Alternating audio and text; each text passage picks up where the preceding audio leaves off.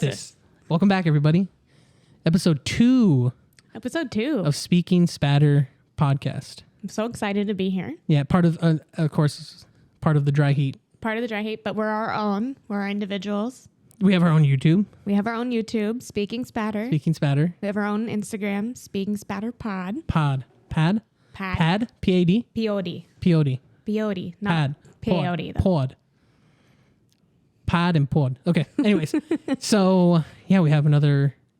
It's not a true crime like case or anything, but it is a good story. It kind of reminds me of the... Well, it is actually... there is a case attached to it. Oh, there is a case attached to it. Okay. Yeah. Got it. Okay. Yeah. I was like, I think maybe it's going to have more of that... what was the... just kind of like knowledge for the rights it. of the what do you call it? The people that were in New York, the bar. Oh, what is it called? The riots. Mm-hmm. The Stonewall riots. The Stonewall riots. Yeah. That's what it feels like. I thought it was going to be more of that, like a educational thing. Kind of, but not. But there was a case attached to that as well. Yeah. So what do you have for us today? Well, for those who don't know, that's Josh. I'm Josh. And I'm Amber. And today we're going to be talking about the milk carton kids that were really popular in the 80s. I'm going to talk about one of the first kids who kind of like really led the campaign of milk carton kids and how they became so popular. Yeah. You ready? I'm ready. Okay. Educate me. So, start with my sources. There was a article I found by Sean Kernan called "The Original Missing Kid on the Milk Carton Case Has Been Solved: How Everything Came Full Circle." I used Wikipedia, and then allthingsinteresting.com had an article by Jacqueline Inglis. And that's about it. So in order to talk about the milk carton kids, I want to talk about Eaton Patz. And he was one of the kids who went missing who appeared on the milk cartons. Excuse me. So while Eaton Patz was one of the first kids on the milk carton kids, he wasn't the very first. There were a couple boys who went missing in the Midwest in Iowa who had been on the cartons previously. Okay. But Eaton really took off. He garnered the attention. Yeah. Okay. So on May 25th, 1979, 6-year-old Eaton was walking to his bus stop in Lower Manhattan to go to school, which was 2 blocks from his house, and he disappeared. He didn't end up at school. He didn't come home from school. The school noted that he was missing or absent that day, but didn't call his mom because I don't think that's what they did back in 79. Just assumed he was homesick or something. Yeah. So when he went missing, he was wearing a black Future Flight Captain pilot cap, a blue corduroy jacket, blue jeans, and blue sneakers. When Eaton didn't return home from school, his mom called the police. And of course, the police first suspected that, the parents were involved, but they quickly were able to rule them out.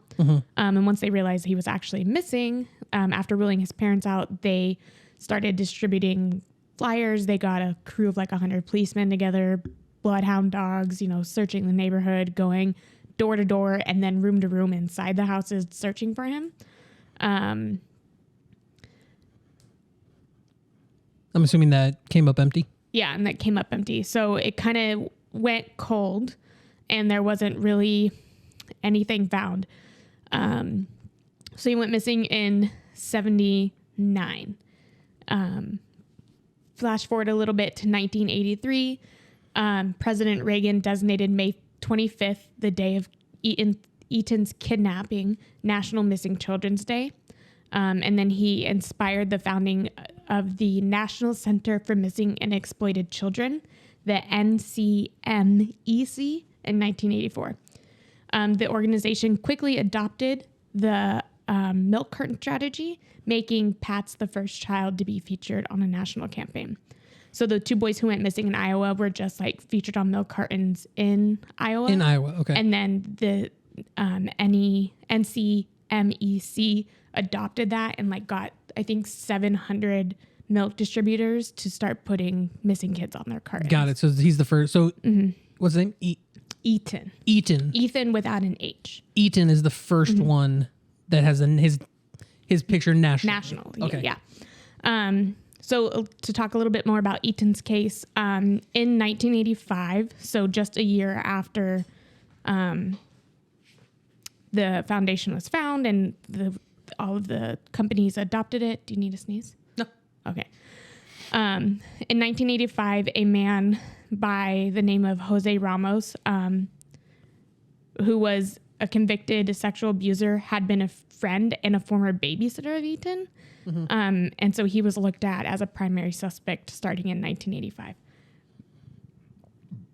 Excuse me. Prior to him becoming a suspect, in 1982, a couple boys had accused Ramos of luring them into a drain pipe where Ramos was living and attempted to sexually assault them.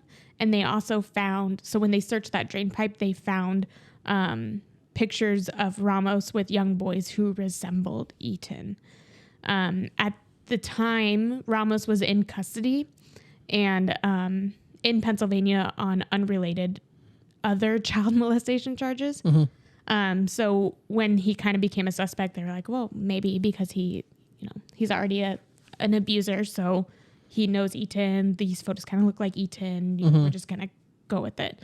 So in 1990, a case was started against Ramos for sexually abusing children to obtain further information about Eaton's case. So he started to kind of be like tried and pressed more. Mm-hmm. When he was first questioned about Eaton, he's said that on the day that Eaton had disappeared, he had taken a boy back to his apartment to sexually assault him. But then he had put him on a bus to go uptown, and Eaton lived in lower Manhattan, so it would have been downtown. Okay. So like it didn't make sense on where Ramos had sent the child to go up, but maybe he sent him up to make him disappear. Yeah. So in 91, Ramos was incarcerated, and a jailhouse informant that spoke with Ramos had told an officer that Ramos knew what happened to Eaton. So Ramos was questioned about it, and when he was questioned, he drew a map of Eaton's school bus route, which, if we recall, that's where Eaton went missing on his way to school. Mm-hmm. And then he was in a special feature on missing children that was published by the New York Post.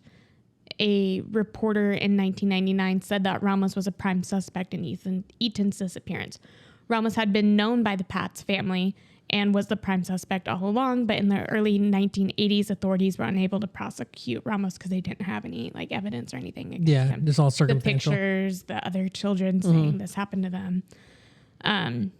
So Eaton's body was never found, and he was declared legally dead on June 19th, 2001. The parents, Stan and Julie Patz, pursued Ramos and won a civil case against him where they were awarded money, but they never collected the money. They just, kind of wanted to see it through to Ramos. Ramos was never criminally prosecuted for Eaton because he was already being prosecuted for the child molestation and things. For other, other crimes. And every year on Eaton's birthday and the anniversary of his disappearance, Eaton's dad, Stan, would send Ramos a flyer of his missing son's poster, a copy of his missing poster. Mm-hmm. And on the back, he would write, "What did you do to my little boy?" Okay. Sheesh. Right? So Ramos has always denied that he killed Eaton, and he served almost a 20-year prison sentence in Pennsylvania. And he was released from prison in November 7th, 2012. But he was soon again arrested after a violation of Megan's Law, which is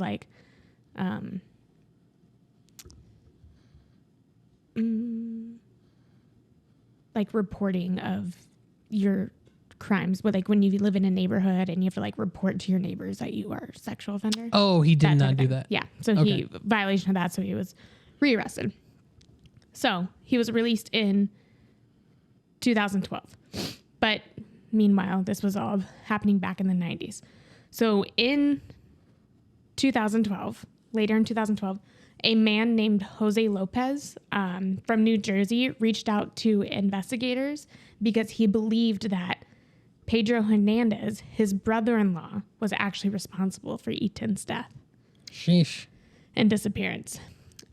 Statements by Pedro's sister and a leader of the St. Anthony of Padua, a Roman Catholic church, indicated that Hernandez publicly confessed in the presence of fellow parishioners, like churchgoers, in the early 1980s to having murdered Eaton.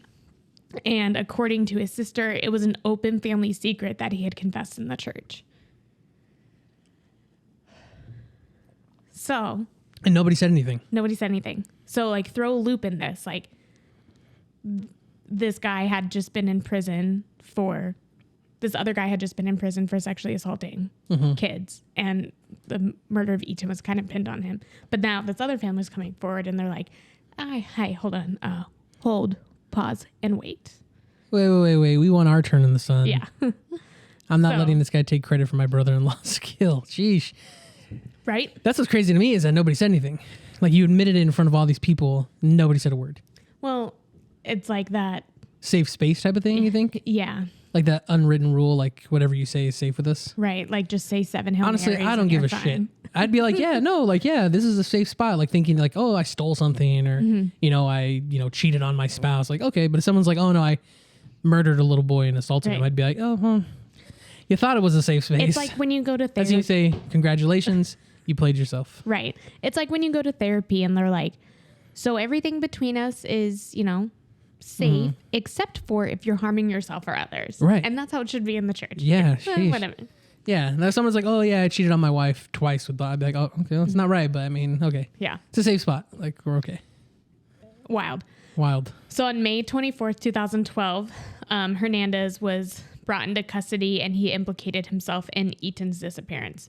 He was 51 years old at the time and he confessed to strangling Eaton. He stated in a written confession that he was sorry that he choked him. And according to a 2009 book, when Eaton had disappeared, he had $1 and was going to go to the convenience store before school, like on his way to the bus stop, and get a soda. And at a bodega. At a bodega. And that's where he ran into Hernandez, where he had like taken him into the back and strangled him. Hernandez at the time was only 18 years old. And later that day after he killed Eaton, he threw his remains into a garbage. And nobody found him in the garbage or anything. Like, nope. That seems kind of unreal too, because... Well, it's back in the 80s, So I feel like it's pretty, like you throw someone in the garbage, like somebody's going to find him. Yeah. Unless you put him, like covered him up with the smell. I would imagine the 18-year-old, if he probably did it based on emotion. I don't think he meant to kill this kid or he planned on killing this kid. Yeah, it didn't really say why, just and then did. So I would imagine he's not like, okay, let's find this to get rid of the smell. But I'm sure he just dumped him. Like, so that's wild to me too that nobody found him. It did say that he like wrapped him in a bag and then put him in the dumpster. Right. But like you're gonna your body smell the shape of the bag, like you know what I mean. It doesn't look like a round trash bag. Right. So Hernandez was charged with second-degree murder and first-degree kidnapping. The police at that time had no physical evidence to corroborate his confession. So when his trial began in 2015, it ended with a mistrial in May when one of the 12 jurors held out, probably because they didn't have physical evidence. So a retrial began on October 19th, 2016, and concluded on February 14th, 2017, after 9 days of deliberation, when the jury found Hernandez guilty of murder and kidnapping. Hernandez was sentenced to 25 years of life, to life in prison on April 18th, 2017, and he won't be eligible for parole for 25 years, which he killed somebody and is going to be eligible for parole. That's a little... In 25, but to me again, that's But he got away with it for how many years, and then finally came forward. right. No, Because I think for me, goodbye. I think for me that, and again, it's tough because the obviously if you're the father or parents of the child, you're gonna say the same thing, like he needs to go to prison with no eligibility of parole. But to me, I'm like, 18 years old, you're just a kid. He never killed anyone else again. So it's not like he was like that we know of. But I mean, he confessed to Eaton, and obviously that's a person that if you confess to something, it did the same thing with the original guy. What was the original guy's name that they convicted? Ramos. Yeah, Jose Ramos. Yes. Maybe. Carlos Ramos. I don't know. Whatever his name was. I think that's the same thing. Yeah, like Jose when he was saying like the dude faced 20 years in prison, but he's denying that he didn't kill this kid. At that point, it's like, what's one more kid? Like, you know what I mean? Why would you lie about that one and confess to the other? Well, he remained. He was found guilty of like assaulting those other children. He just said that he never murdered Eaton. Right. And he never actually went to trial for Eaton. That's what I'm saying. Why wouldn't you at least just at this point, like, you're already getting in trouble for Right. these other ones. You're going to be found guilty. There's a lot of evidence. Why I'd be like, no, this one I didn't do it though. Like just to keep it away. You know what I mean? I don't know. I feel like 18 years old, that's a long time. I feel like you're a different person, especially if it's 25 years. He's 50 years old at this point? 51. So he'll be 76. Mm-hmm. He's an old man. Like he's definitely not the same person he was at 18. But I get what you're saying too. It's tough to say because it's, that's just one of those things where I think it's so circumstantial. Now, if he hurt other people or was like, what do they call it? Like suspected of other crimes, other murders, then I'd be like, okay, yeah, he's definitely just a bad person. But I don't know, an 18-year-old kid, now we're going to tell him like at 76, you're the same person. I don't know. I definitely don't believe in eye for an eye. I don't think that it makes the whole world go blind. But I think if you kill somebody, how many times have we had this conversation? Right. Unless you're It's just like, case by case. Yeah. Because I think that, like I said, I think somebody who's robbing a convenience store. That's exactly what I was just going to say. And then they shoot the clerk, whether it's because he moved, because he pulled out a gun. I'm like, it's a lot different than somebody premeditating to murder somebody. Yeah. Then being like, this is the plan. This is where we're going to lure them into. Once they're here, this is what we're going to do. I'm like, that's something different. It's a hot take. It's a hot take. It's a hot take. Yeah, it's a hot take. Okay. So things that came from this whole thing. So rewind to 1983, May 5th, the anniversary of Eaton's disappearance, like I said earlier, was designated as National Missing Children's Day in the United States. And then in 2001, it became a tribute and a worldwide spread. The International Center for Missing and Exploited Children, ICMEC, coordinated the Help Bring Them Home campaign in 22 countries in conjunction with National Missing Children's Day. So just like implementing other things to help bring missing kids home. Okay. Internationally, not just United States, whereas the other one was NCMEC. Gotcha. So it went from just Iowa to national to international. Yeah. Pretty quickly, too. Yeah, pretty quickly. So the extensive media attention that was attracted by I'm so sorry, by the case of Eaton's disappearance has been credited with the increasing public awareness of child abduction, because that's like child abduction was really, for lack of better terms, popular in like the 70s and 80s. So it created a lot of like talk about it. And as a result, this is where parents started to be less willing to let their children walk to school. And photos of missing children have been more widely distributed since then. For example, on milk cartons. The concept of stranger danger was promoted, and the idea that adults not known to children must be regarded as a potential source of danger. Eaton's story changed the way people thought about their kids. So the big idea was to make crime known around the nation. Kidnappers often take the kids out of state. So by putting kids on milk cartons, they were cross-pollinating awareness in campaigning in all different states and hoped to generate more leads because they had, I think I read like there were 1,000 milk distributors and they had 700 of them putting these kids on the cartons. Okay. So, you know, you could be in Texas and there's a kid missing in Ohio. I don't know where that is on the map. In Maine. Yeah. And, you know, have that picture. And so the hope was like having this picture of this kid and like a little bio about them, stats, you know, height, eye color, weight would be like, oh, I did actually see a kid like this. Let me call in a tip. So that was the goal with creating. And it's a really good idea because I mean, I don't know if they had like flavored creamers and stuff for coffee back then. Yeah. Oh, that's a good you know what I mean? Yeah, Because when people are whether you're eating cereal, whether you're making pancakes, whether you're like you need milk for a lot of things. Yeah. So I mean, you're seeing that every day. It's a good idea. Just for Yeah. So it was unclear if it was December of 1984 or January of 1985, but the nonprofit organization National Children's Safety Council began a nationwide program called Missing Children Milk Carton Program. Basically kind of what I just talked about. In the United States, putting photos of missing children on milk cartons. By March 1985, oh, here it is, the actual number, 700 of 1,600 independent dairies in the United States had adopted the practice of publishing photos of missing children on milk cartons. So while this was a really, really good idea, it came with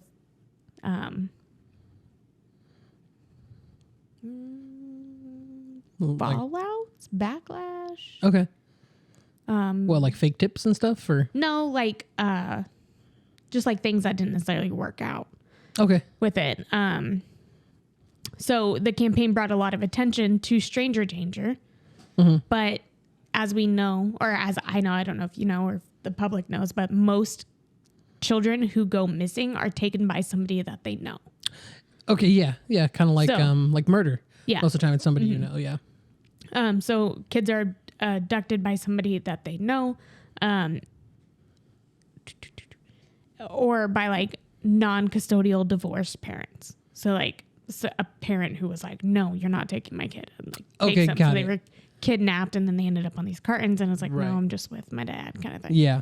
It also was hard to track how successful the advertisements were because at the time, and this is in quotes, nobody kept any hard verifiable numbers on the program as a whole. Okay.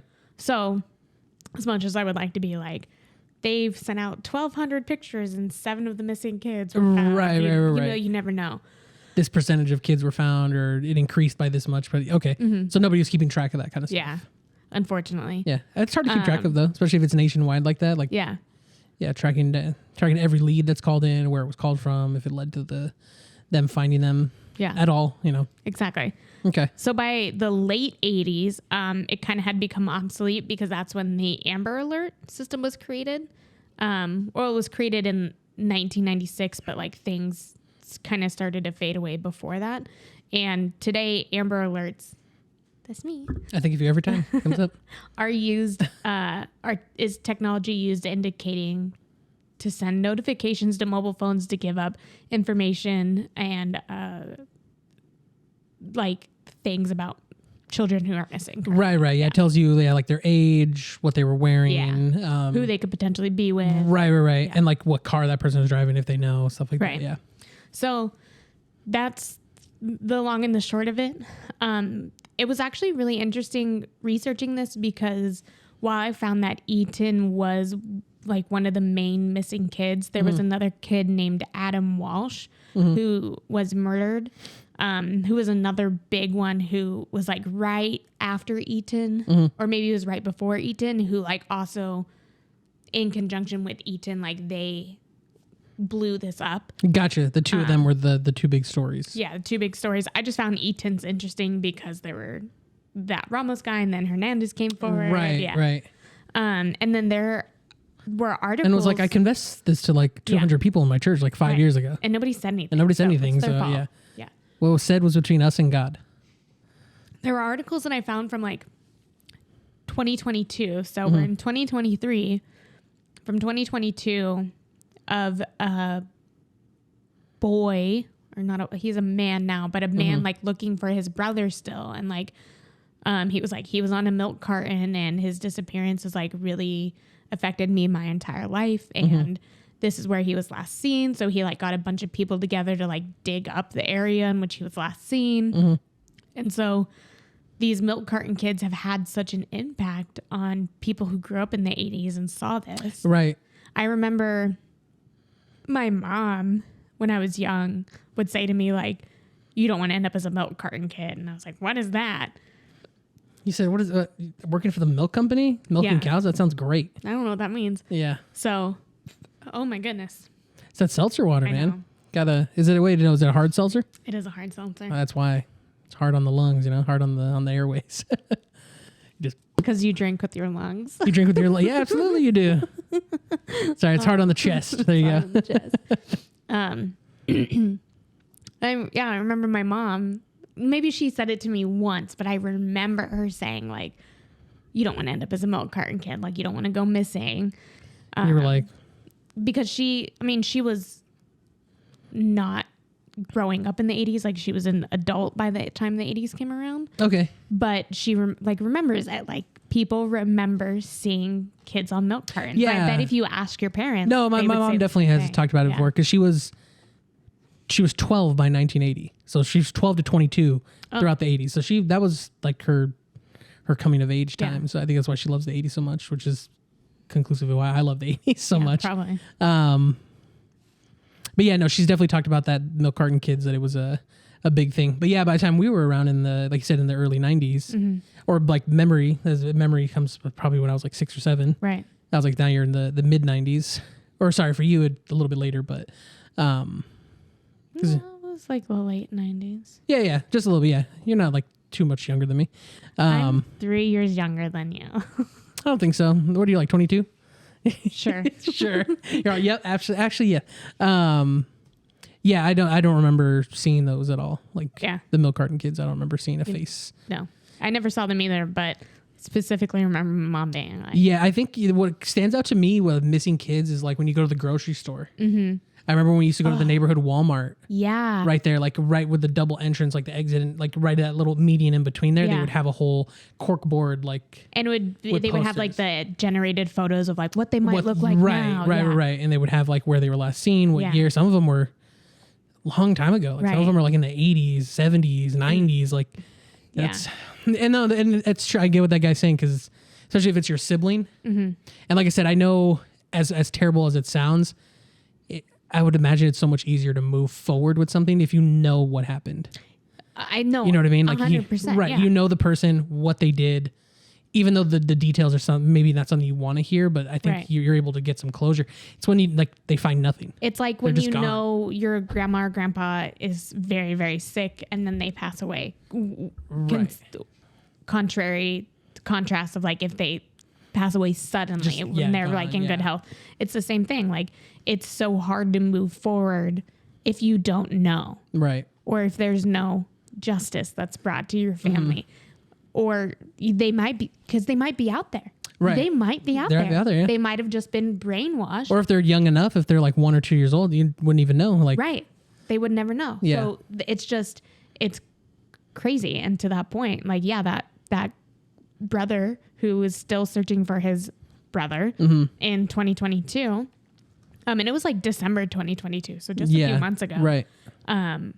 He's like, it still bothers me. It's changed my life. It's ruined my life. How do I move on? Yeah. How do I move on? You can't until you know, until you can lay them to rest, because he might not have been able to lay them to rest. Right. They might have like a headstone somewhere, but you don't know. It's like, it could say like unknown on the end of the date, because you don't actually Or even know. if you have a date, it's like that date's made up. That's just what we're declaring. Like that date is we're declaring that they're dead, but that's not. Right. Like might not really be their death Eaton date. was legally declared dead in July of 2001. Right. But like he went missing died. in what, 79? He died on 79. Yeah. And May 24th, 1979. Yeah, it's a long time. So. And I think it's especially too because May 25th, sorry. Not knowing, especially because how many stories, and more, I'm sure we'll cover more true crime stories like this, course. of people that are abducted for years. I mean, we're talking like 10, 12, 15 years that they're abducted by people or kept in a basement or chained up or whatever it is. Mm-hmm. I was like, and they'll escape or they don't, whatever. I'm like, but you just never know. And then especially now that Amber, I'll tell you what, the scariest thing in the world to me is the fact that sex trafficking is a real thing. Yeah. Scares me to my core. Yeah. Not like for myself. I don't think I'll ever get sex trafficked myself. I mean, I hope not. Right. You never know, though. But it's crazy. I think I remember when it was the NBA Finals in 2 years ago, maybe 2021, when they got back. There was when the Mavericks were in the NBA Finals. I believe it was the Mavericks. But she got abducted from the game. She was like 16 years old. Went to the bathroom, never came back. And was found months later somewhere else, like, and had been, hooked on drugs, raped, like sold, like handed off to different people. And I'm like, that's terrifying that people just go out and and obviously you're at an NBA Finals game, so you're an affluent family. Right. You have money. Well, and that's why they started putting those things in bathrooms. I see them all over now. I don't know if they have it in men's bathrooms, but in women's bathrooms in stalls, they have posters up like, if you're being trafficked or if you're scared, text this number. Okay. And it's like they have like a national sex trafficking hotline number to text, and then they have like a local PD that you can text as well. Yeah, so I don't know. I have not seen that in a men's bathroom before. In women's bathrooms, when you close the stall, it's like it's big right there. Like, where, like at the diamond. Well, I don't know. I don't know what men's bathrooms look like. Yeah. That's they have ours is just the when we're staying at the urinals, they have the plumber. The Melvin posters. The Melvin posters, yeah. So the posters, when we close the door, have the Melvin posters, but next to it are like the sex trafficking hotline. Really? Mm-hmm. Interesting. I had no idea that was. And then in certain bars too, if you like go into the bathrooms and close the stall, they will have. I mean, I don't want to like make it public knowledge, but like they will have something that you can say to the bartender, and the bartender will escort you to the back and call you a cab or escort you to Whatever your car, and call the police or whatever that you need. So, and it's so wild to me that that's like a necessity. So the first time sex trafficking ever came, like ever dawned on me that it could happen to me was my ex and I were flying from Phoenix to Chicago, and it was a really tall guy, really big guy. So we were like trying to see if we can get on the plane first, like get pre-family boarding. Yeah. So we could pick our own seats. We were just like abusing the system, let's be honest. But it's a bougie. We went up to the desk and we were like, hey, like, and we were also flying standby. So we're like, hey, sorry, Charles. Our engineer and producer, Charles, I apologize for hitting the mic. We had walked up to the counter to be like, hey, can we make it on this flight and can we get early boarding? And she was like, yeah.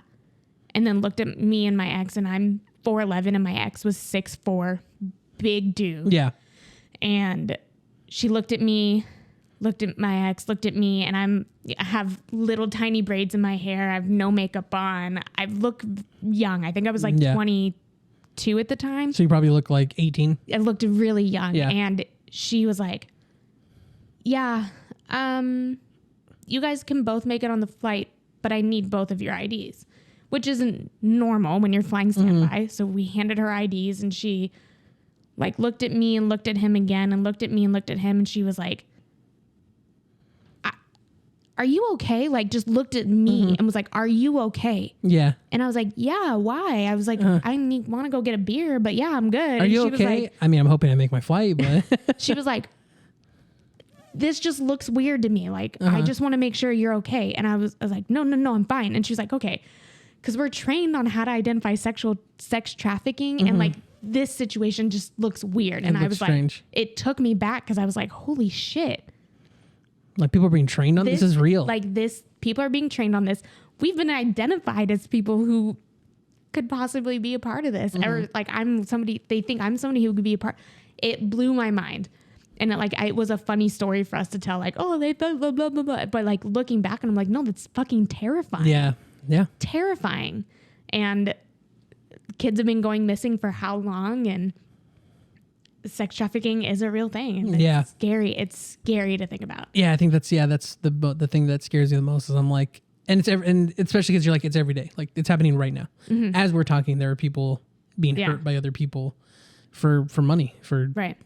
that's what I'm saying. For what? For money? Like that's it? Like that money is worth it. Like so.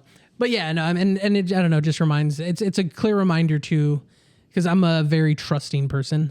I do like to believe that there are more good people in this world than there are bad people. And I do like to believe that that majority of people are, or that people have more good in them than bad. Mm-hmm. But it is a very stark reminder with sex trafficking that there are people out there that can do those type of things, can hurt people, can kidnap people just for money. Right. And they're okay. They sleep at night. Strangle them as they're buying a soda on their way to school without any remorse. And then just being able to cover that up and I don't know. That's it to me. Again, that's why I'm giving this guy the benefit of the doubt. You're 18, you're a kid. I'm sure he panicked. I'm sure he was scared. Sure. I'm sure he was remorseful, but it's also you're like, oh, I can't say anything because I don't want to go to prison. Yeah.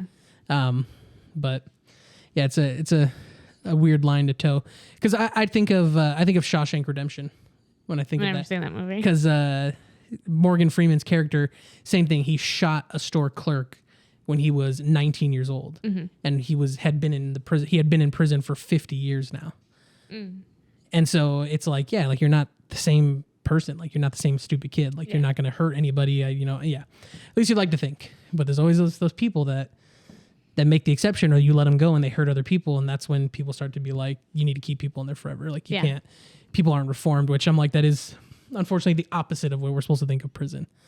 It's supposed to be reformed. You pay your time, you get out, you become a citizen again. Yeah. It just doesn't work that way in this country anymore. Unfortunately, it does not.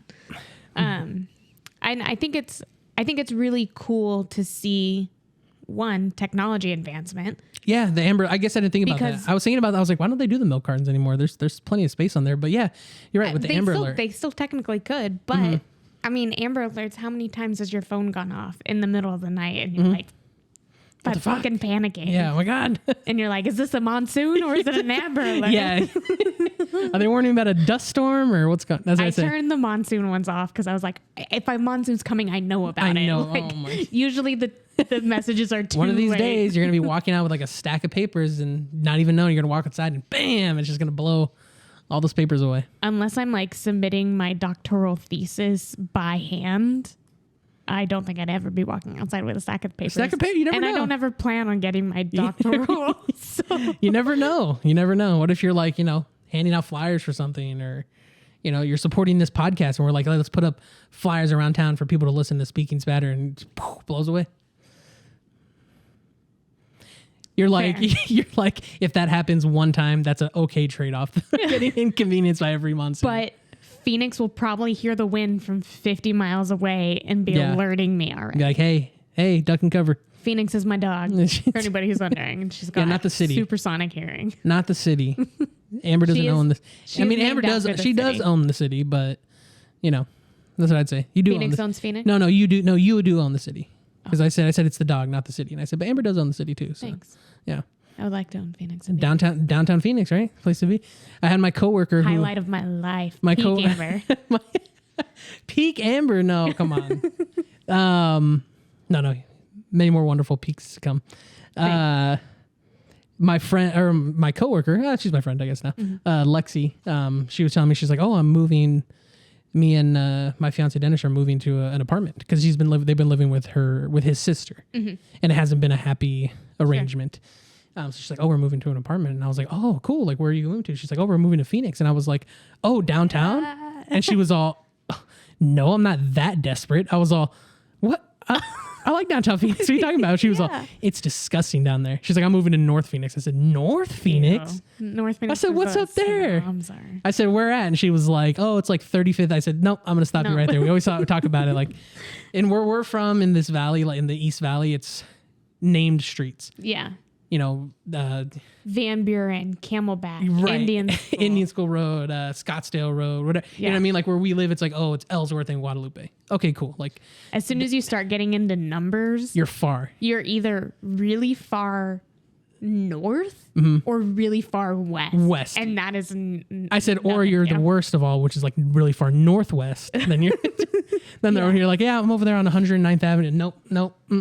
Forget it. No. So yeah, I thought that was funny, but that is funny. no, this is a good story. The milk carton kids, and I think it's interesting. Oh, sorry, you go ahead. No, I cut you off. Oh, I said I think it's interesting too because we didn't get to see that. Yeah. This is foreign to me. Right. Like, and there was never a time, like I said, where our moms were waking up seeing kids on these milk cartons, and I've never seen that before. Like we were threatened with it, but we never actually thought. Oh, I actually have pictures. Let me show you. Oh, okay.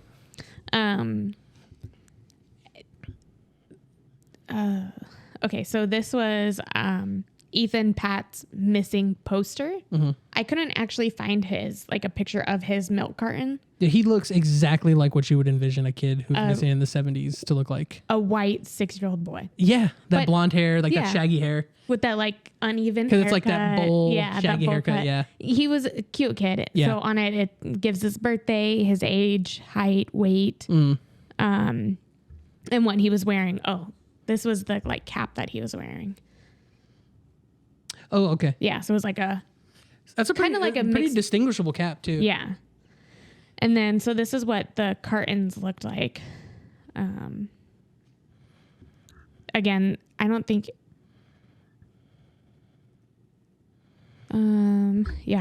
neither of these kids are eaten. There's 4 kids on them, but...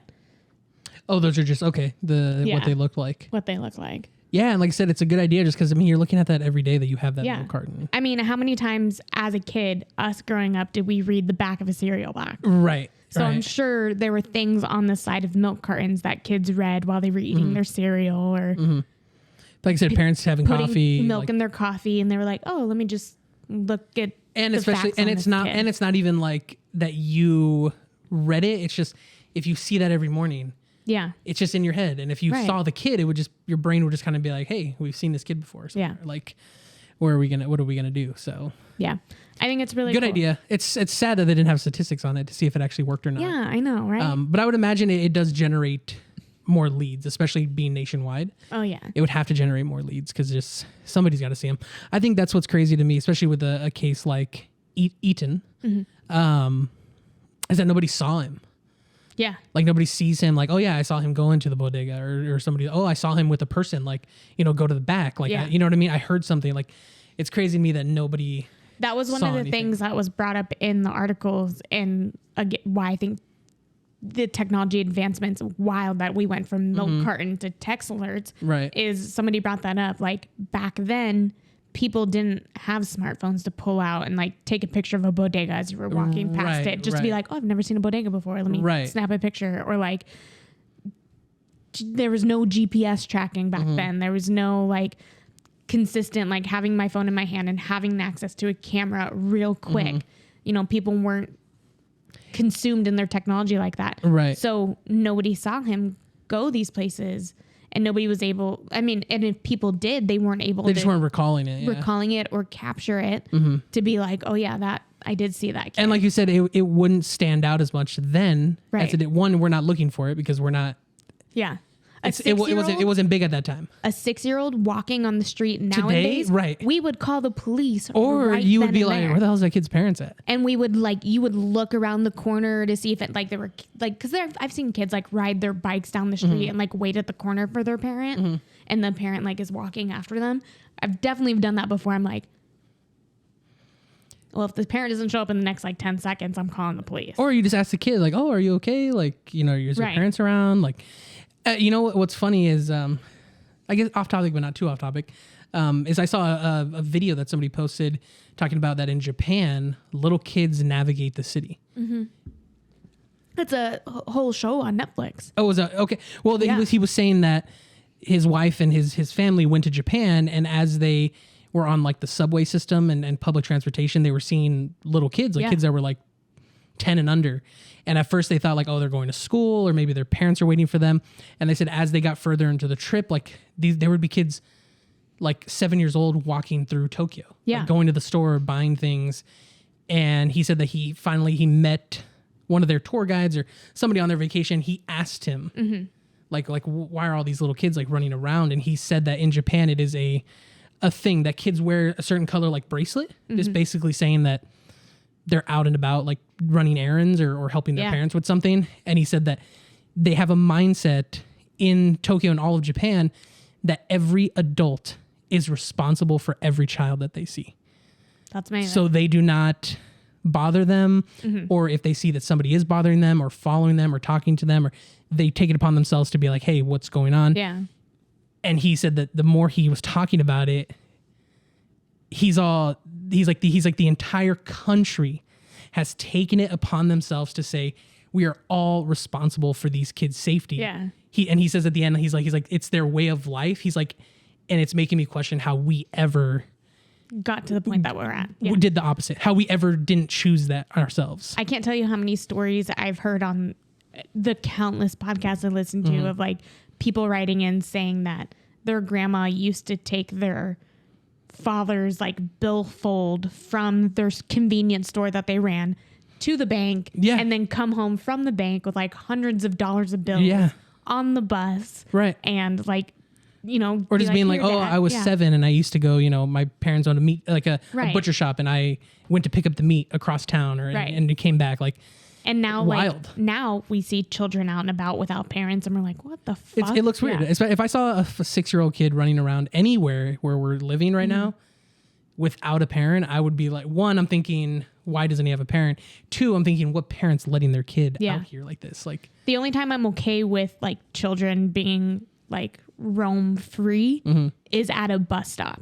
When we lived at our last house, not the one that we lived together in, but the one I lived in after we parted ways. Yeah. God. The bus picked up on our corner. Oh, God. So I remember the first couple mornings we lived there, I was like, where the fuck are all these kids going? What's going on? And I watched them get picked up. So then I knew I watched the kids. I would say like, all right, like I'm the corner house. It's not my responsibility, but like, I'm going to make sure these kids get picked up by their and bus. especially if all of a sudden police are knocking on your door. Hey, like, this kid never got to school. Like, did you see him? Now you could be like, oh, you know what? Like, I did see them, or I did see them down the bus, or I saw them get off the bus because I would also be working when they got dropped off by the bus. Right. So I would see them leave and I'd see them come home. I feel like that kind of sounds weird, but like as the corner neighbor, the kids were standing on our lawn. Yeah, yeah. I'm like, I'll just keep safety notes. Just it's keep not tabs, like yeah. And then I remember like those kids moved and new kids came. And I was like, oh, like kind of fun, but We're also having a little Timmy but also and get off Sammy. my lawn. Like, hey kids, I'm looking out for you. Don't want you, but I'm gonna murder if you don't get off my lawn now.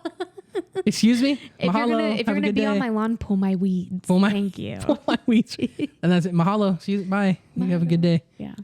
But oh man. Yeah.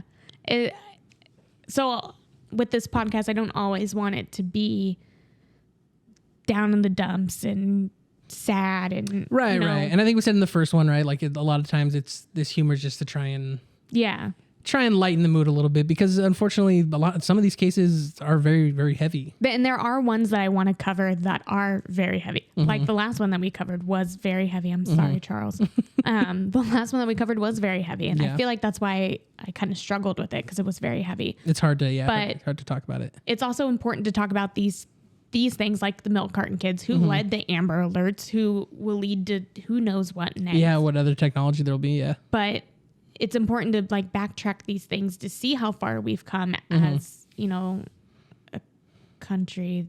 Society. I'd say it's society. Crime. Society. Yeah, no. And I think that's also where you get blurred lines as well. It's scary the amount of cameras that are out there.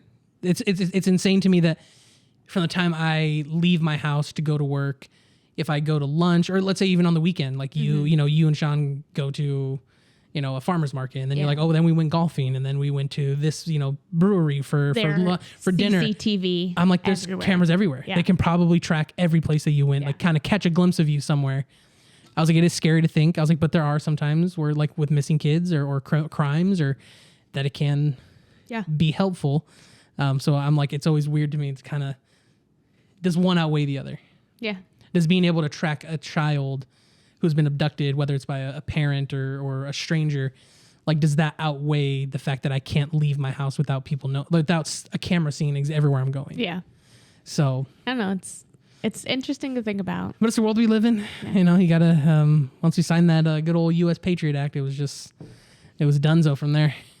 Dunzo fun. Yeah, they had everything. So, no, this is a good episode. Yeah. Per usual, if anybody has anything they think is interesting, drop it in the comments, DM us. Yeah, certain case. Yeah. Because what's crazy to me is that there's worldwide, like there's international cases that are weird as well. Local, statewide, Just wait. region, Just country, international. Like there's just countless number of true crime that you can go through, and how many strange disappearances are there? You know, people that, you know, it does interest me. Maybe we'll do a case one day. I love I love the situation where how people go missing, like in national parks, and are just gone without a trace. Okay. Like I've heard of a few of those where people just vanish, like on well-traveled paths, like different parts of, like popular parts of national parks. Yeah. It's not like they went off the beaten path. I know a couple off the top of my head. Right. So yeah, and they vanish, and people don't know anything. Like they don't find clothing, they don't find nothing of them. And so it always leads me to believe, like, yes, there's a billion possibilities that could happen. I'm like, but then it also leads to the fact, like, what if there is something out there, right? You know, things that we don't know about that can take people or hide things, or, you know what I mean? Because it takes some type of intelligence to take someone and not leave a trace. So those are always good. But yeah, no, actually, as you said, in the comments, or like you said, DM, what is it? It's at the Speaking Spatter Pod. Is the Instagram. No other social as of right now. No, but you can always email the Dry Heat at the Dry Heat Podcast? The Dry Heat Podcast at gmail.com with suggestions or, you know, anything you kind of want to say to us. Yeah, I think I saw one suggestion of a story we already did. What is it? Mary Vincent, right? Somebody. Yeah. Oh, somebody did? Yes. Yeah, I remember you were asking on our on the Speaking Spatter Pod Instagram. You asked what cases they wanted to see, and somebody said Mary Vincent, and you were like, done that. Got it covered. Here's the link. So so if Mary Vincent, I covered the Yosemite Killer case. I've covered the Stonewall riots. So make sure you go back, and if you're interested and can't get enough of us, go back on the Dry Heat Network YouTube, and you can find some ones on there. Yeah, all of them that are with Josh, and it'll say like with Josh, with Amber. It'll say with Amber, or murder mystery, true crime, something like that. Some type of reference. You'll be able to see Amber in the little the thumbnail. The thumbnail, yes. You'll be able to see Amber in there. When we have guests, we'll have that on there. So, but I appreciate you giving me the story. Yeah. It was interesting. Thanks for making it a quick one. I know it was kind of short, but I mean it's interesting enough to talk about, in my opinion. Yeah, no, it definitely is. I think it's like I said, I think especially someone like me, if you guys don't know, I'm not a big true crime person, or at least I don't seek it out. But it is always nice to, I guess in my head, it's like serial killers are the only true crime that people talked about. I fall asleep to Forensic Files. Yeah. I just thought like, oh, everyone just watches serial killers and that's the only true crime they want to talk about. But no, there's Milk Carton Kids, survival stories, like I said, weird disappearances, whatever it may be. So, drop anything you guys want to hear, and Amber will look it up and tell me the story about it. She loves researching this stuff. So especially if it's one that you don't know about, or if it's really, really bizarre, I'm sure you'll just want to hammer away at it. And, but yeah, no, as always, appreciate you guys being here. And, as always, I'm Amber. I'm Josh. And remember, support your local drag. And happy Pride Month. Yeah. And happy Pride Month. Happy Pride Month. Yeah. Definitely support your local queens and queens and queens and queens, if you want. Queens and queens and kings and kings, kings and your kings. Queens and kings. Whatever you want to do. Support everybody. Right. Don't let them convince you that they're indoctrinating kids or anything. So that's not happening. Yeah. All right, guys. You guys take it easy, and we will catch you guys soon. Bye. Bye.